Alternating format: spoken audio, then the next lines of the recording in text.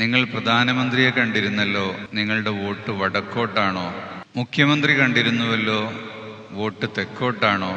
പ്രതിപക്ഷ നേതാവ് കണ്ടിരുന്നല്ലോ, അതുകൊണ്ട് കിഴക്കോട്ടാണോ എന്നൊക്കെ ചോദിക്കുന്നവരുണ്ട്.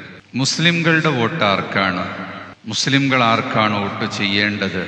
ഇങ്ങനെയൊന്നുമുള്ള ചോദ്യങ്ങൾ ഒരു ജനാധിപത്യ സംവിധാനത്തിൽ പാടില്ല.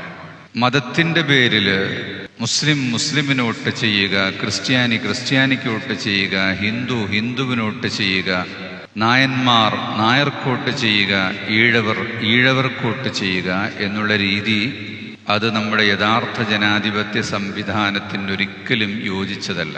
എന്നാൽ സമസ്തയുടെ വോട്ടാർക്കാണ്? പ്രാസ്ഥാനികമായ ചില നിലപാടുകൾക്ക് അടിസ്ഥാനത്തിൽ ആണല്ലോ വോട്ട് തീരുമാനിക്കുക. അത് പരസ്യമായി പറയുകയാണെങ്കിൽ പിന്നെ വോട്ട് ചെയ്യേണ്ട കാര്യമില്ലല്ലോ, ആളുടെ എണ്ണം എടുത്തു കൊടുത്താലും പോരെ.